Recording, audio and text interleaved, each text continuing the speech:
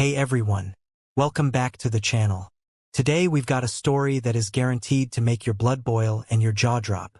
What do you do when your own flesh and blood robs you of your lifelong dream just to fund a golden child's luxury vacation? You don't just get mad, you get even. Let's dive right into today's absolute masterpiece titled, "My Parents Sold My Dream Car for My Brother, but they didn't know I swapped it to trap them in a felony." Let's go.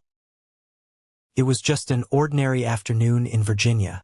The cicadas were loud in the trees, a relentless buzzing that vibrated through the thick, humid air of late summer. The sprinkler arced across my parents' manicured lawn, throwing lazy rainbows through the mist. And my father's old sports newspaper lay folded on the porch swing, just like it always did. On the surface, everything looked calm, familiar, and safe. Yet, the quiet pressed on my chest like a physical weight, a suffocating blanket that made it hard to draw a full breath. I had just returned from overseas, a grueling 45 days in Germany on a NATO tactical training exercise. My duffel bag was slung over my shoulder, the straps digging into my collarbone, my uniform still packed tight inside. After weeks of high-alert drills, sterile barracks, and the rigid schedule of military life, all I wanted was one simple thing. I just wanted to see my car, waiting exactly where I had left it. I walked up the concrete driveway, my combat boots scuffing faintly against the pavement. The neighborhood was painfully quiet, the kind of suburban stillness that makes you feel like you are being watched by 100 unseen eyes behind drawn blinds. I rounded the corner of the house, my heart beating a little faster in anticipation. I imagined the smell of old leather and gasoline, the cool touch of the chrome door handle. But as I approached, the garage door was already wide open, and the space inside was hollow. I stopped dead in my tracks. My duffel bag slipped from my shoulder, hitting the driveway with a heavy, muted thud. There was no gleam of polished chrome. There was no rally red shimmer catching the afternoon sun. There was no sound of a machine holding its breath, waiting to be unleashed. There was just an empty concrete floor, stained with old oil spots and dust. That was the paradox I had faced my entire adult life. I had survived desert firefights, I had navigated foreign battlefields, and I had lived through the chaos of war zones. But absolutely nothing in my military training had prepared me for the deafening silence of that empty garage. My name is Captain David Hayes. I am 32 years old, an officer in the United States Army, and a man who had spent his entire life fighting for a seat at a table that was never meant for me. People imagine that soldiers like me dream of chest ribbons, high ranks, or a big house with a white picket fence and a flag out front. But my dream had always been smaller, stranger, and infinitely louder. A 1968 Corvette Stingray. It was the car I had once whispered to myself I would own. The solitary beacon of hope that kept me moving forward when everything else in my life was designed to drag me down. Standing there in the Virginia heat, staring at the empty void where my soul's anchor was supposed to be, a cold sweat broke out across the back of my neck. My pulse pounded in my ears, a frantic drumbeat of dread. The air suddenly felt too thin to breathe. I knew, with the kind of gut-wrenching certainty that only comes from a lifetime of betrayal, that my car hadn't been stolen by a stranger in the night. It had been taken by the people sleeping inside that house. The heavy dread pooling in my stomach wasn't just about a missing vehicle. It was the sickening realization that I was standing on the precipice of a war I had tried to escape my entire life. That promise to myself, that burning desire for a piece of classic American steel, began in my grandfather's garage when I was just 8 years old. My grandfather, Arthur, was a World War II veteran. His back was bent from years of hard labor, his skin weathered like old parchment, but his hands were incredibly steady as he rebuilt engines piece by piece. His garage was a sanctuary of grease, oil, and worn tools, a place where broken things were given a second chance. While other children were inside playing video games or watching morning cartoons, I sat beside him on a rickety wooden stool. My small hands were always blackened with grease, learning how to coax life back into an old Willis Jeep that had carried soldiers across the muddy fields of Europe. He taught me the language of machines, a dialect of grunts, clinks, and roars. He showed me how a single, properly gapped spark plug could change the entire heartbeat of an engine, and how oil smelled differently when a motor was running too hot. "Machines have souls, David," he would murmur, wiping his brow with a greasy rag, his eyes soft beneath the brim of his old cap. "If you listen close enough, if you pay attention, they'll tell you exactly what they need. They don't lie to you, not like people do." The very first time he pulled back a heavy, dust-covered canvas tarp in the back corner of his shop, he revealed it. A 1968 Corvette Stingray. It was a rally red that looked like captured fire, sleeping quietly beneath decades of neglect. I held my breath. I didn't dare touch it. That was the exact moment I made my vow. One day, I promised myself, a dream car just like this will be mine. It will be the proof that I exist. My parents, however, never believed in that vow, nor did they care about the sanctuary I had found with Grandpa Arthur. To them, my greasy hands and smelling of exhaust fumes were a nuisance, an embarrassment to their pristine suburban image. My mother would sigh dramatically when I came home, muttering that I should care about joining the debate club or getting a country club job instead of burying my head under a rusty hood. My father would just shake his head, wearing a mask of perpetual disappointment. And always, lingering like a suffocating perfume in every room of our house, there was Kevin, my younger brother. Kevin was delicate, adored, and praised for simply breathing. He was the golden child, the sun around which my parents frantically orbited. The disparities were not hidden. They were flaunted. Brand new, top-of-the-line sports equipment for Kevin. Hand-me-down, taped-up cleats for me. An extravagant, catered Sweet 16 party for Kevin with 50 guests. A single, dry slice of grocery store cake eaten alone at the kitchen counter for me. I was the shadow, the afterthought, the burden they merely tolerated. If Kevin sneezed, my mother was there with a thermometer and a blanket. If I broke my arm falling out of a tree, my father told me to walk it off and stop making a scene. I loved my brother when we were very young, but as the years dragged on, the relentless, toxic favoritism poisoned the well. I learned early and painfully that in this house, no matter what I achieved, no matter how quiet I was or how hard I worked, I would never be enough. They looked at me and saw an obligation. They looked at Kevin and saw a prince. The true depth of their betrayal, the wound that would fester and ultimately drive me away, was inflicted on my 18th birthday. Before Grandpa Arthur passed away, he had pulled me close to his hospital bed. His breathing shallow but his grip surprisingly strong. He whispered a secret to me. He told me he had set up a small, private college fund specifically for me. It wasn't a fortune, but it was enough to get me started, enough to pay for a solid-state school so I could study mechanical engineering. "Don't tell your parents," he had warned, coughing weakly. "Use it to build your own life, Davy."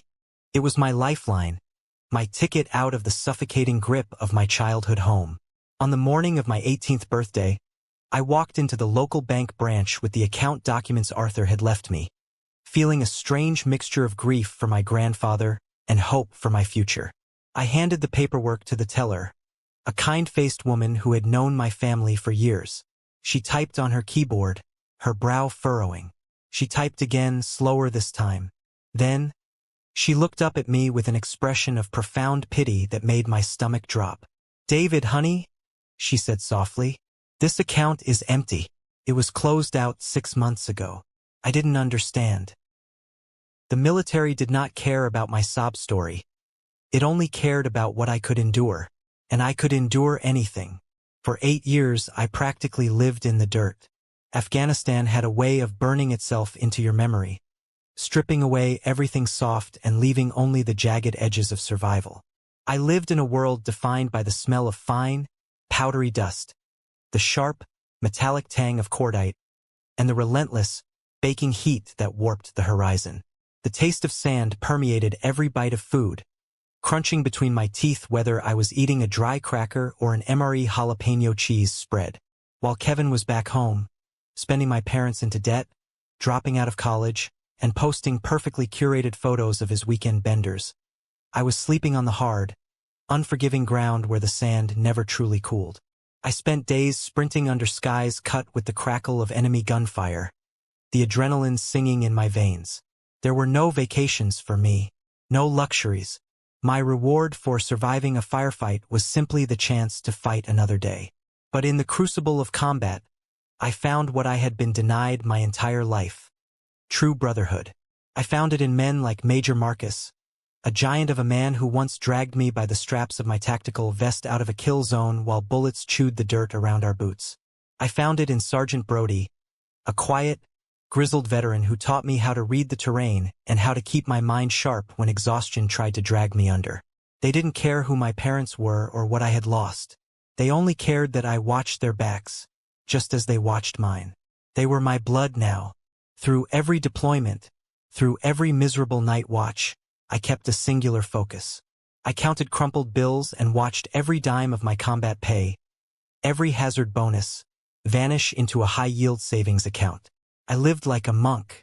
My luxury was an extra hour of sleep on a cot in a canvas tent. Whenever the desert night grew too quiet, whenever the memories of my family's betrayal threatened to surface and choke me, I would close my eyes and picture the sleek lines of that 1968 Corvette. I would imagine the deep rumble of the engine. "Hold on," I would whisper into the dark. "One day you'll drive it. They took everything else, but they won't take this." 8 years of grit, sweat, and iron discipline. 8 years of missed holidays, birthdays spent in body armor, and writing letters to myself because no one back home ever bothered to reach out. Every drop of sweat, every near miss with a roadside bomb, was a deposit in the bank of my freedom. And then, at the end of those 8 grueling years, the numbers on a screen finally matched the price tag of my salvation. There it was, sitting in the showroom of a classic car dealership in Texas. A flawless, numbers-matching 1968 Corvette Stingray. It was painted in a rally red that seemed to glow from within, its curves aggressive and sweeping like a fighter jet grounded on the asphalt. The price was $92,000. It was an astronomical sum, every single cent carved from sacrifice, danger, and sheer willpower. The day I walked into that dealership and handed over the cashier's check, I stood in the parking lot much longer than I should have, just staring at it. The midday sun caught the chrome bumpers, sending blinding glints of light dancing across the pavement. My hands actually trembled when I reached out and touched the cold, solid metal of the driver's side door handle. For a terrifying second, I was afraid the car might dissolve into dust, a cruel mirage conjured by my desperate mind. But it was real. It was heavy, and it was mine. I slid into the driver's seat. The smell of the aged black leather interior wrapped around me. A rich, intoxicating scent that smelled like history and victory. I gripped the wood-rimmed steering wheel, feeling the grain beneath my calloused fingers. I inserted the key, took a deep breath, and turned it. The 327 cubic inch V8 engine roared to life with a ferocity that shook my bones. It wasn't just a mechanical sound. It was a heartbeat. It was deep, steady, and visceral, echoing the rhythm of my grandfather's chest when he used to lift me onto his knee. The vibration traveled up my arms, settling deep in my chest. Driving it out of the lot and onto the open highway, heading back toward my base, I felt something incredibly rare. For the first time since I was a child, I felt a profound stillness inside my mind. I felt a certainty that all the years of pain, all the physical scars, all the nights I spent wondering why I wasn't good enough for my own blood, had purposefully led me to this exact mile marker. I whispered the only words that mattered over the roar of the wind. "We did it, Grandpa." That car wasn't bought with money. 92 grand was just the exchange rate. It was bought with miles marched with blistered feet. It was bought with nights endured in freezing outposts. It was bought with bullets dodged and friends lost. It was my literal blood and sweat, forged into steel and chrome. For a fleeting, beautiful moment behind that wheel, I believed I had finally claimed the one thing no one could ever take from me. I was whole. Hold up for just 2 seconds. Let's pause and do a quick reality check here. If you were in OP's combat boots at 18, standing in that living room holding a bank statement with a zero balance, what is your play? Option A. Flip the coffee table, confront them loudly, and demand every cent back right then and there. Or option B. Swallow the rage, turn around, and quietly plot a long-term escape plan? Drop an A or B in the comments right now so I know if this audience runs on hot tempers or cold calculation. I think OP's parents are suffering from a massive arrogance blind spot. They've been leaning on toxic favoritism and gaslighting for so long that they genuinely believed OP would just keep taking the financial hits forever without pushing back. It's delusional. OP's 8 years of ironclad military discipline are his secret weapon. Now that he finally has his dream car, a well-deserved reward, they're circling him like vultures. But just wait until you see how he puts that discipline to use as the story unfolds. Check this out. But the army never lets you rest on your laurels for long. Less than 2 months after I bought the Stingray, new orders came down the chain of command. I had been selected for a specialized NATO tactical training exercise in Germany. It was a 45-day deployment, the kind of high-visibility assignment that could significantly nudge a career forward, opening doors for promotions and better postings. I should have felt pride. My commanding officers congratulated me. Instead, looking at the orders, I felt a heavy, oppressive weight pressing in. 45 days. That meant 45 days separated from the car I had bled for. The military base where I was currently stationed was undergoing massive renovations, and the long-term parking situation was an absolute nightmare. The secure lots were full, and leaving a pristine, classic Corvette in an open, poorly guarded transit lot for a month and a half was asking for vandalism or theft. I agonized over it for a week. The anxiety gnawed at my stomach. With no other viable options and the deployment date looming, I made the decision I would come to bitterly regret. I drove the Stingray back to Virginia. I drove it back to the very garage where Grandpa Arthur and I had once built dreams from rust and oil. The day before my flight, I stood in that garage with my father. The air smelled faintly of cut grass from the lawnmower in the corner and the rich scent of high-octane gasoline. It was a dizzying mix of my childhood innocence and my hard-won adulthood. I looked at the car, then turned and met my father's eyes. I spoke slowly, making sure each word carried the weight of a military command. "Don't drive it," I said, my voice leaving no room for negotiation. "Don't touch it. Don't let anyone else touch it. Just start the engine once a week, let it idle for 10 minutes to keep the battery charged, and turn it off." My father nodded, but he did it too quickly. He looked away, his eyes darting toward the driveway before looking back at me. That flicker of hesitation, so brief I almost convinced myself it was just my own paranoia, stirred a deep, cold unease in my gut. That evening we gathered for dinner. The 4 of us sat at the same heavy oak table where I had once eaten my dry birthday cake while Kevin tore into mountains of presents. The dynamic hadn't changed a fraction of an inch. Kevin, now 24 and perpetually unemployed, was slouching in his chair, furiously scrolling through his phone between bites of steak. He sighed, loudly and repeatedly, ensuring the entire room was forced to acknowledge his misery. "This is completely ridiculous," Kevin whined, tossing his phone onto the table so we could all see a picture of a massive luxury yacht. "Literally all my friends are going on this insane Caribbean cruise for 6 weeks.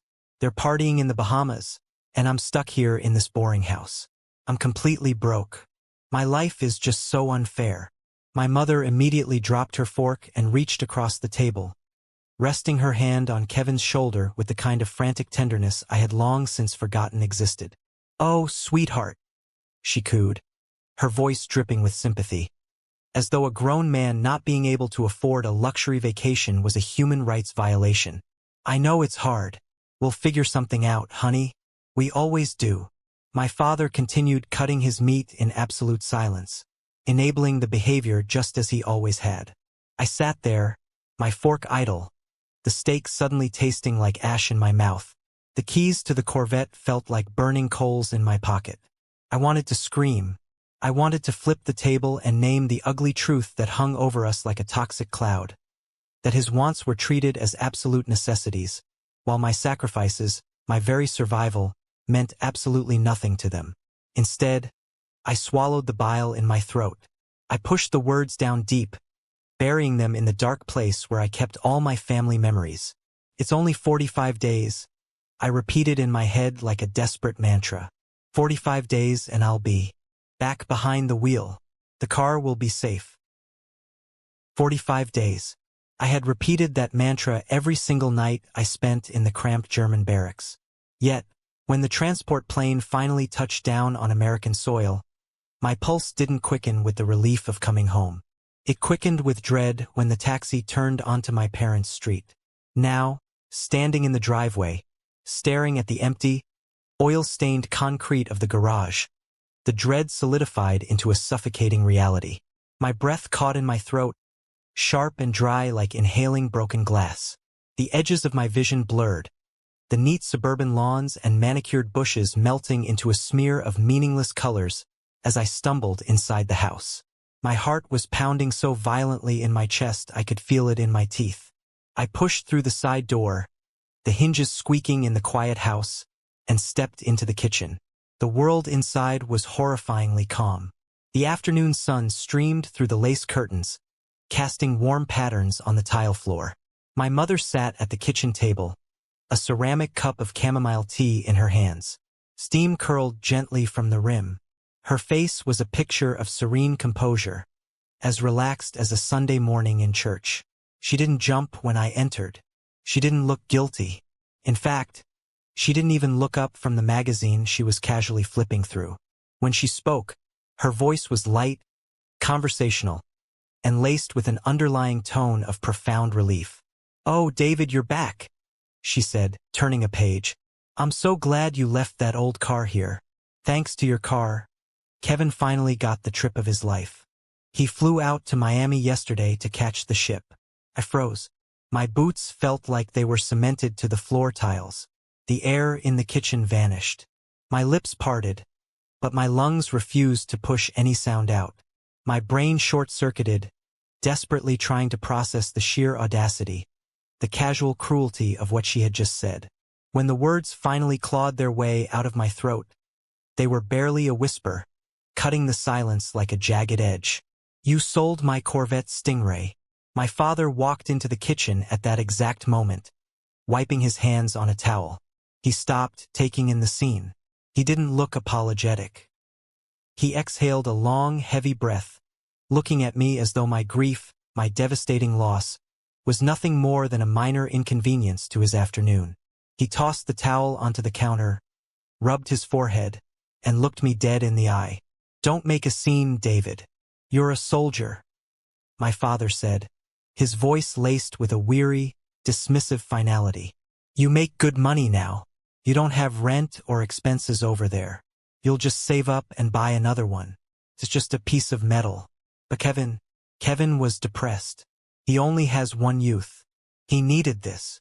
History hadn't just repeated itself. It had wrapped its hands around my neck and squeezed, just like my 18th birthday, just like the college fund. They had taken my blood, my sweat, and the only thing that brought me joy, and they had fed it to the black hole of Kevin's entitlement. They hadn't just stripped me of a car. They had sold the proof of my existence. They had taken 8 years of sleeping under foreign stars, of sacrifices carved into my very bones, and they had dismissed it all with a cup of tea and a sigh. I looked at my mother's calm, sipping her chamomile, and my father's absolute resignation. In that bright, sunny kitchen, the final illusion of my childhood shattered into a million irreparable pieces. I finally understood something that all my years in the dirt and the violence had never quite managed to teach me. Enemies are not always faceless men carrying rifles in the distance. Hold on, everyone. It's me again, not the OP. I need to take a deep breath because my blood pressure is absolutely skyrocketing right now. OP's mother is beyond horrible. How can a mother calmly sip chamomile tea after illegally selling one child's $92,000 dream car just to fund a Caribbean cruise for her other child? She acts like it's the most normal thing in the world. Maybe she's just that used to getting away with it. Clearly, she's had plenty of practice. Let's see what kind of secret weapon he's about to unleash to turn the tables. Keep listening. For a long, agonizing moment, I stood completely paralyzed in the center of that sunlit kitchen. The silence stretched so tight it felt like a physical wire wrapping around my throat, cutting off the air. Any normal son would have screamed. Any normal person would have broken down, wept, or thrown a chair through the window. But I had stopped being a normal son the day they stole my future to pay for my brother's mistakes. The military had systematically trained me to compartmentalize panic, to take incoming fire and analyze the trajectory rather than just screaming into the dirt. So I didn't cry.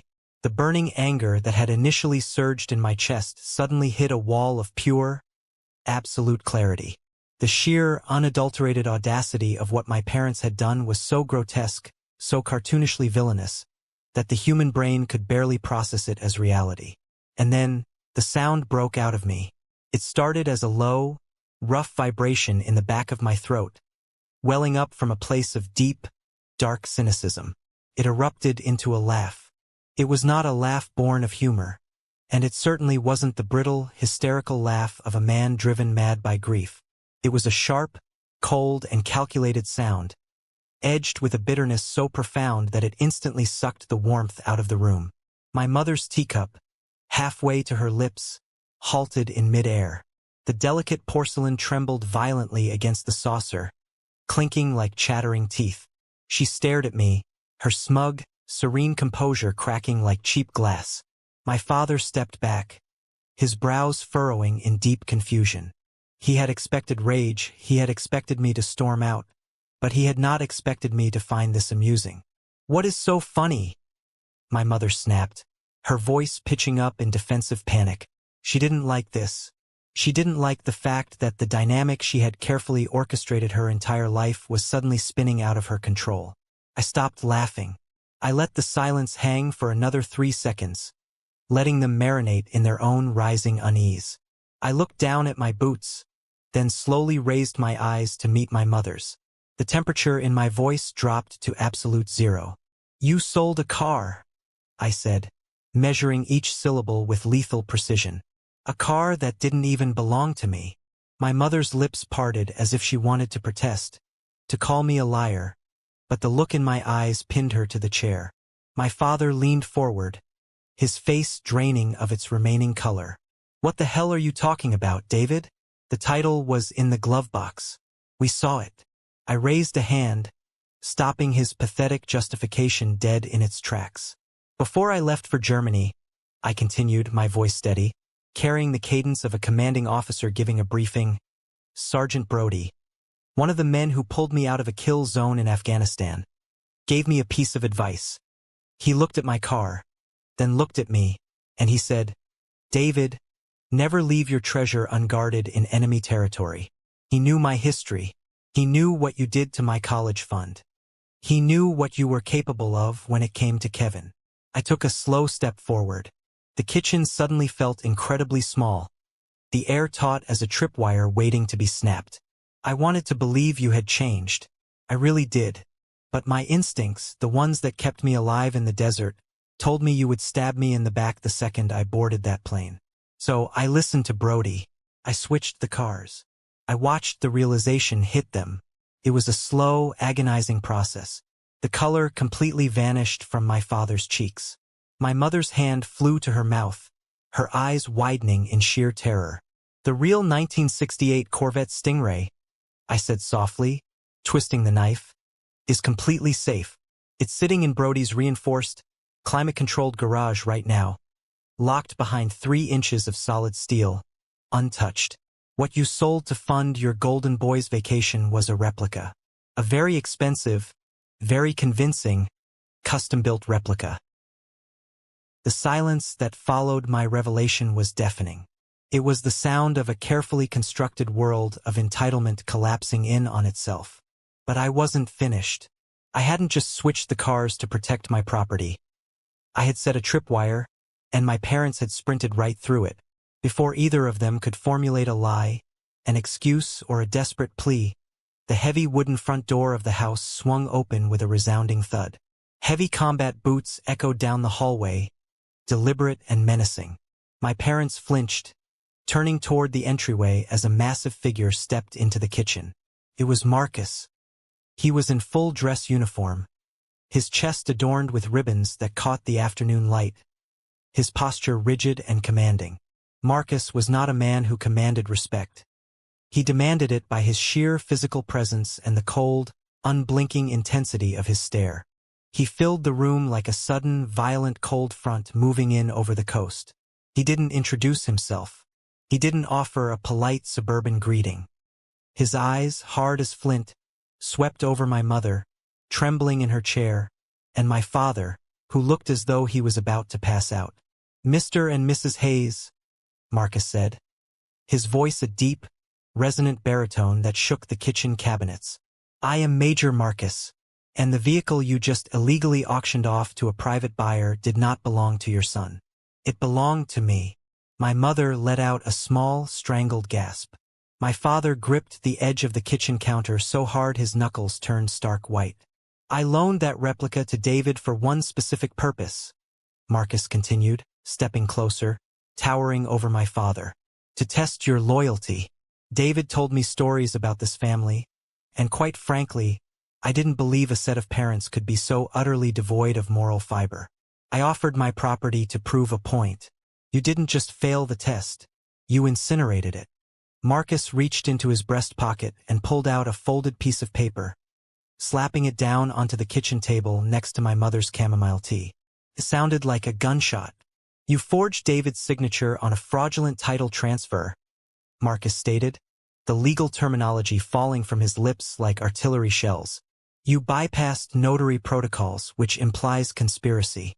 You took $85,000 from an unsuspecting buyer for a vehicle you had absolutely zero legal right to possess, let alone sell. You just committed grand theft auto and felony fraud in the state of Virginia." The weight of his words landed in the room, crushing the last remnants of their arrogance.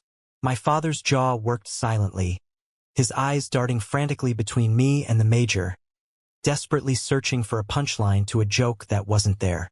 "We," my mother stammered, tears finally spilling over her eyelashes, smudging her pristine makeup. "We didn't know. David, honey, we thought it was yours. We just wanted to help Kevin. You have to tell him we didn't know." I looked at her, feeling absolutely nothing. No pity, no remorse. The well of my empathy had dried up years ago.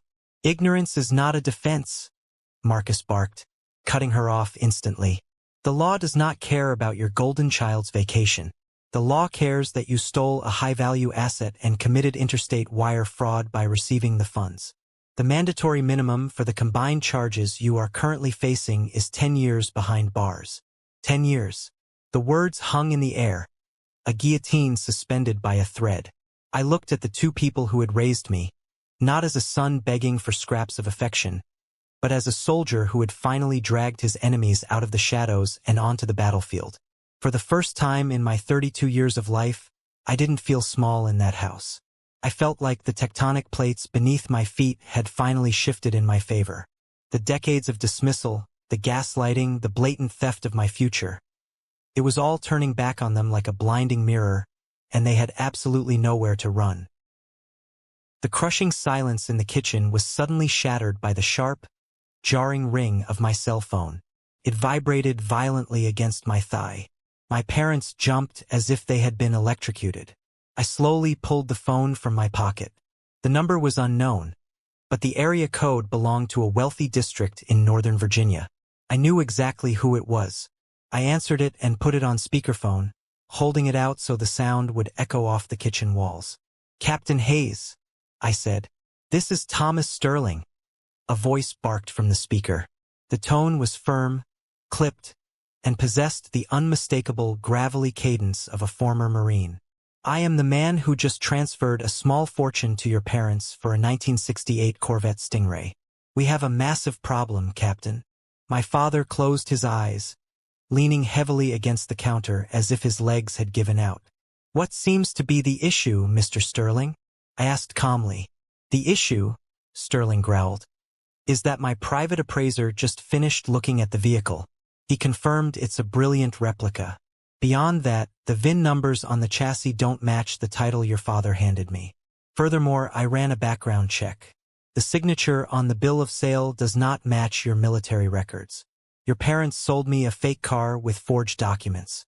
Where the hell did they get my money? And where the hell is the real title? Mr. Sterling, I replied, keeping my voice steady. I apologize for this situation. I have just returned from deployment. I did not authorize this sale, and my signature was completely forged by the people sitting in front of me. The vehicle actually belongs to my commanding officer. There was a long pause on the other end of the line. The heavy breathing of an angry Marine filled the room. I see, Sterling finally said, his voice dropping an octave into something truly dangerous. I treat classic cars with the same respect I gave my rifle in the Corps. I do not tolerate liars, and I certainly do not tolerate thieves. I am contacting my legal team immediately. Tell your parents to get a good lawyer. They are going to need one. The line went dead. The dial tone hummed like a funeral dirge. I didn't say another word to my parents. I turned on my heel, walked out of the house, and got into Major Marcus's truck. That very night, we drove straight to the military base, bypassing my barracks, and headed directly into the office of a JAG, Judge Advocate General Lawyer. The fluorescent lights hummed overhead, casting a sterile, unforgiving glow over the polished mahogany desk.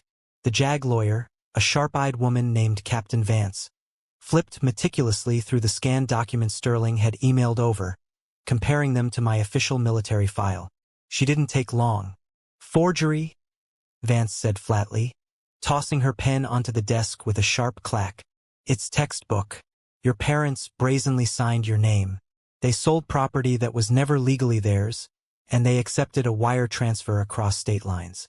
That elevates this to federal jurisdiction. I leaned back in the stiff leather chair, every nerve in my body pulled taut. Outside the window, the American flag on the parade ground snapped violently in the night wind. At best, Vance continued, interlacing her fingers and resting them on the desk, this is massive civil liability. They will have to pay back every single cent, plus damages and legal fees. At worst, she paused, meeting my eyes with a grim expression. At worst, it's a felony. If Major Marcus and Mr. Sterling decide to press charges, your parents will face criminal indictment. They will serve time. This isn't a family dispute anymore, Captain Hayes. This is a crime scene. Inside that sterile office, my family's ultimate betrayal was being cataloged, quantified, and translated into cold legal language. Fraud, forgery, grand theft. They were clinical words for wounds that had been bleeding since I was 18. Oh, let the law tighten the noose. Honestly, that is one of the most savage lines I've ever heard. If you were sitting in a JAG officer's office, and that lawyer looked you dead in the eye and confirmed your parents were facing serious federal prison time, would you waver? For 32 years, those parents used toxic family dynamics as a shield to hide their blatant theft and abuse. I believe family ties are important, but justice and the law demand respect too. OP's parents thought they were playing a simple game of family chess where they could just bend the rules. But the reality isn't that simple. They've committed a federal-level felony. Let's see how the golden child reacts when they realize their luxury cruise was funded by a crime scene. Stay tuned.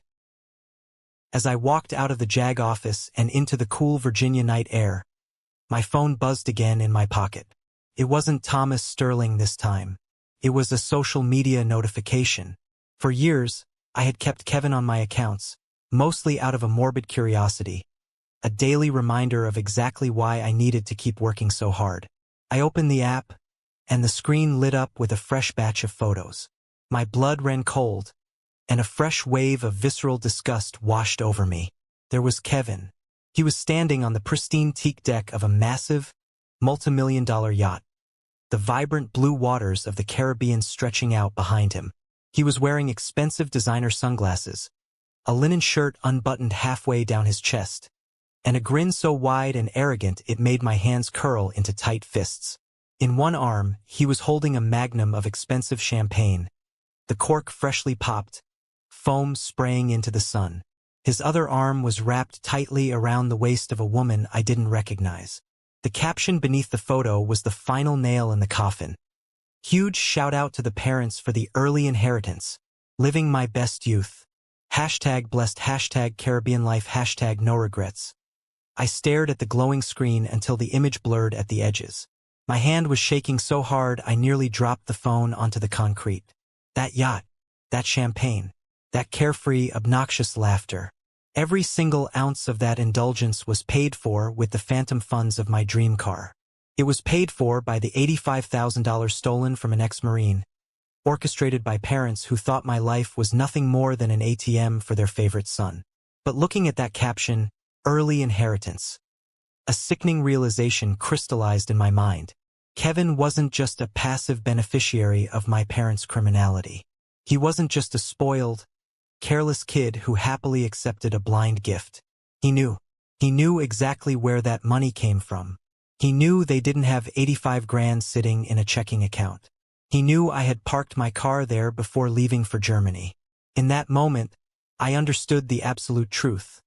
Kevin was entirely complicit.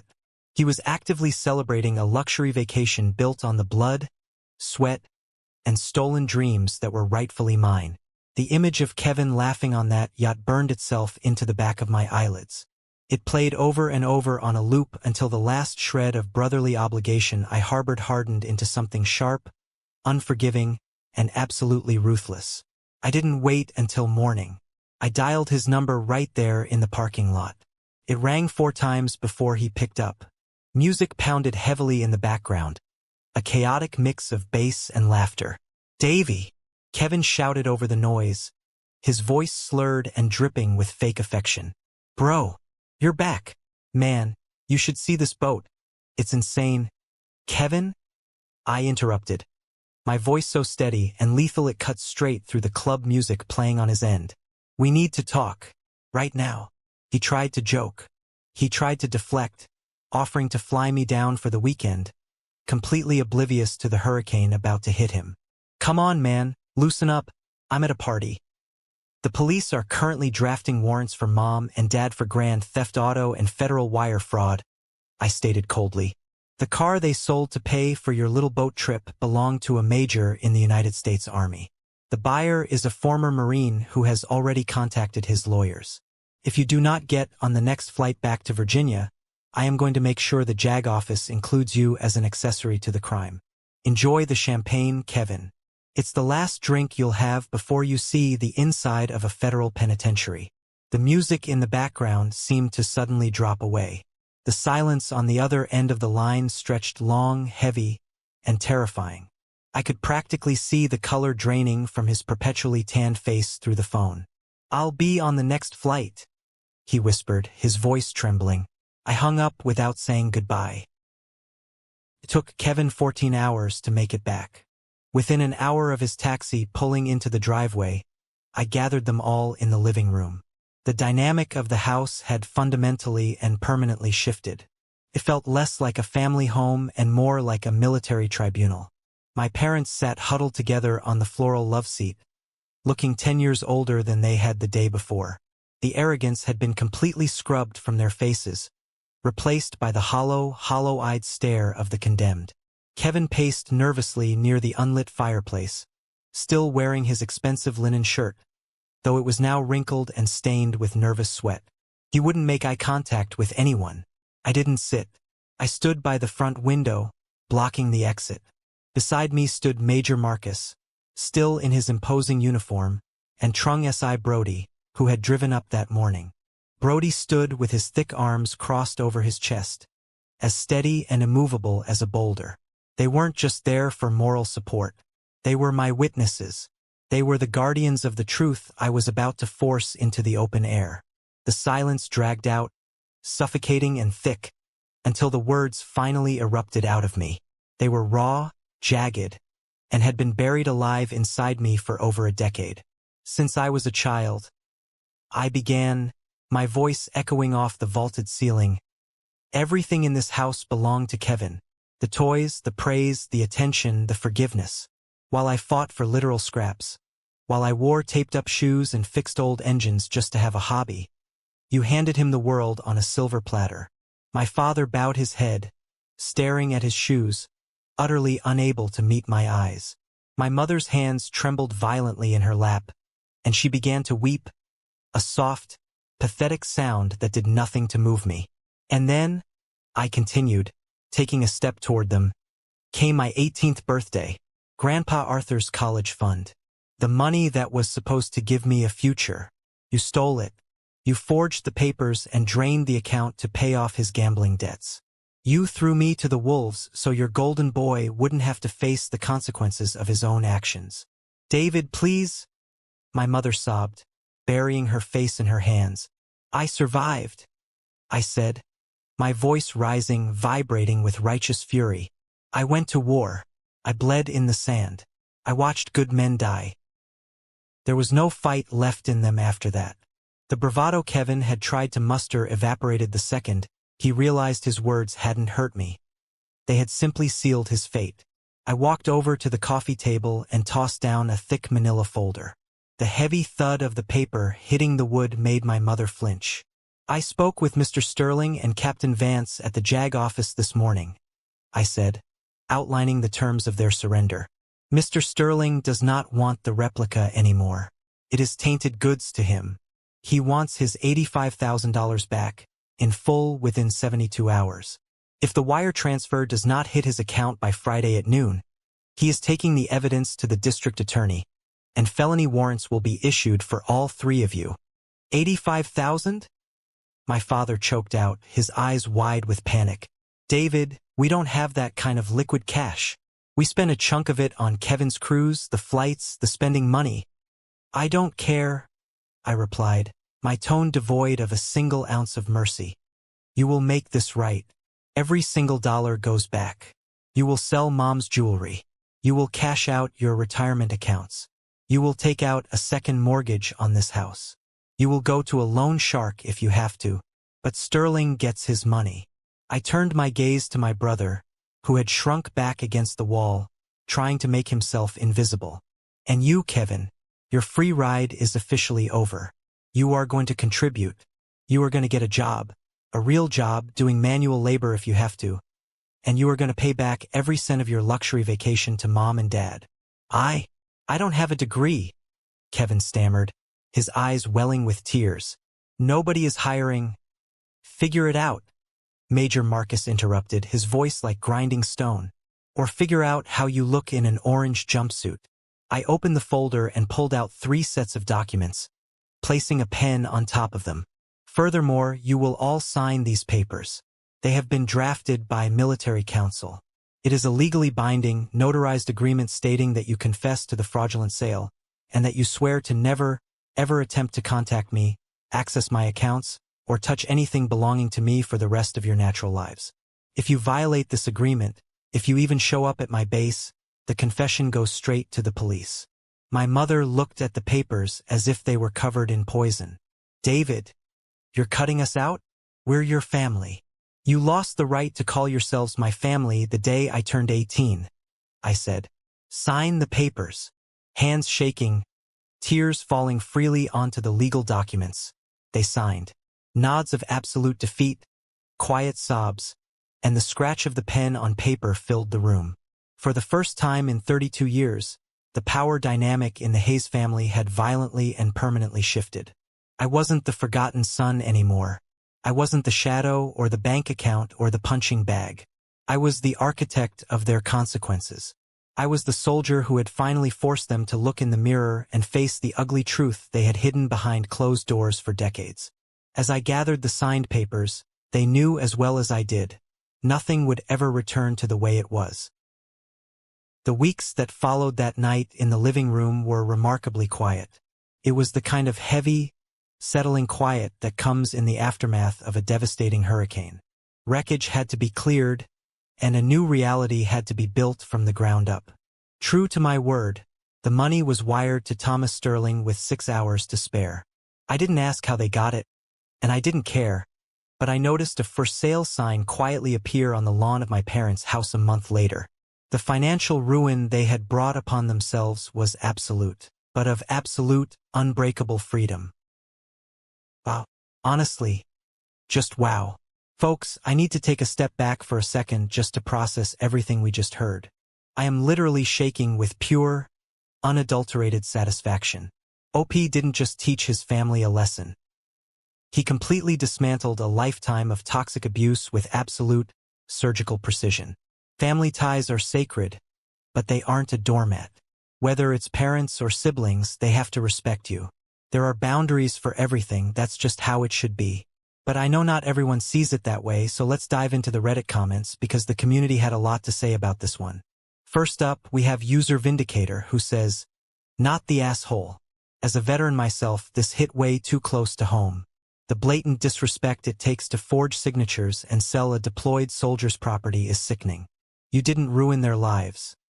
They ruined their own the minute they decided your sacrifices were just an ATM for Kevin's entitlement. Enjoy that stingray, Captain. You earned every inch of it." I could not agree more. V8. The fact that they used the exact same playbook from when he was 18 is insane. They didn't learn a thing. They just assumed he would take it on the chin because family is family. Well, guess what? The law doesn't care about your golden child's sunburn in the Bahamas. But let's look at the other side of the coin. Here's a comment playing devil's advocate from Legal Eagle 88. Everyone sucks here. Yes, your parents are terrible, and what they did with your college fund was abusive. But involving your commanding officer and setting up a literal sting operation with a fake car and a lawyer? That's borderline sociopathic. You could have just told them you were taking the keys. You wanted to ruin them. Alright, let me stop you right there, Legal Eagle. Sociopathic? Nah, that's called self-defense. If OP had just told them he was taking the keys, they would have found another way to manipulate him or steal from him down the road. They had literally stolen his college fund before. OP didn't force them to commit felony wire fraud and grand theft auto. He just left bait, and they chomped down on it with zero hesitation. If they were decent people, that replica car would have just sat in the garage for 45 days gathering dust. And finally, we have Karma Collector bringing it home. Not the asshole. The absolute cherry on top is Kevin posting #earlyinheritance on his yacht picture. That tells you everything you need to know about that family's dynamic. He knew exactly where that money came from. Making him wash dishes to pay back the $85,000 is the best parenting he's ever received. Spot on, Karma Collector. Kevin is finally learning the value of a dollar the hard way. The power dynamic shift at the end, forcing them to sign the no-contact contract? That was cold, calculated, and necessary. Alright guys, that does it for today's episode. I want to hear from you. Was OP justified in setting the trap? Or did he take the revenge too far? Let me know down in the comments. If you enjoyed the story, hit that like button, subscribe so you never miss out on the drama, and I'll catch you all in the next video.